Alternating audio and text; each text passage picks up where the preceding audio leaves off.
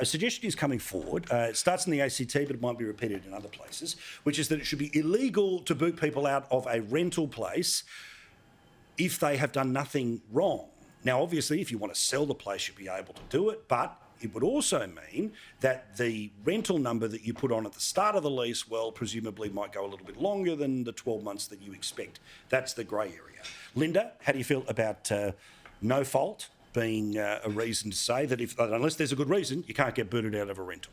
I reckon no-fault eviction is a really great idea, and renters need a better deal in this country with increasing proportions of Australians living in rental. You agree with all of my properties. editorial? I appreciate that. I think that renters deserve a better deal. I think that it is. I see examples in Sydney right now. We've got Facebook groups exploding with people talking about their rental increases, people getting hundreds of dollars, a week increases just in a letter. They open it up, they say to their real estate agent, I can't afford this, and then the next week they get a letter kicking them out. So this is the kind of predatory behaviour we're seeing, unfortunately, and that needs to change. People need to have the ability to secure longer-term tenancies so that they don't risk homelessness. Keith, we hear today that the Greens now want the brand new Anti-Corruption Commission to go after car park spending from the previous government.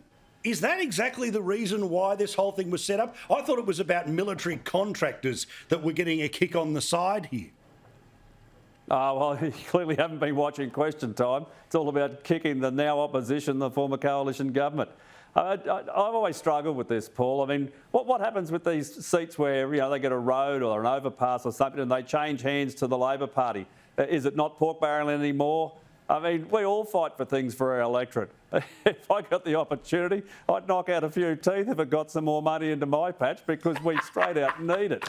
What an image. This is just how things get done. But the idea that ministers can't make decisions and you have to have public servants to do it for you because they're above board, half the time they've got no idea of the location. I've seen stuff knocked out because the ABN was printed wrong, or there's a mistake in a number, so they don't get funded. I mean, of course we fight for these things. I just think this is complete bunkum. The Greens will weaponise it, as will the Labor Party, and that was always the intention. All right, Bronwyn, before we get to Mark Latham, Dave Rubin, your winner or loser this week, who is it? Well, the winner has got to be Matthew Leckie for his and the Socceroos. I mean, he has to be, hasn't he? By the way, aware of the loser. You go. The loser has got to be Natalie Ward for believing Matt Keane. Great point. There's more on this.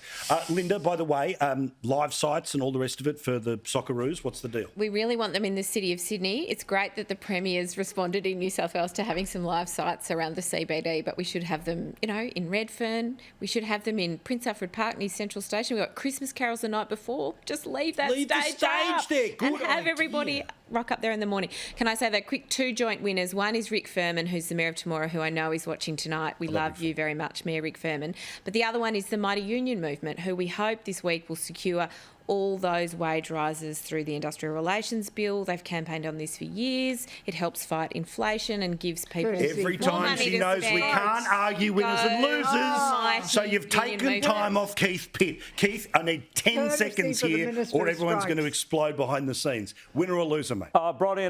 Bronnie and I are on a unity ticket. Socceroos 1, 2, 3, and I don't know that much about pre-selections in New South Wales, but Matt Keane endorsements clearly don't help you. Thank you very much, ladies. Thank you, fella. We'll see you again very soon.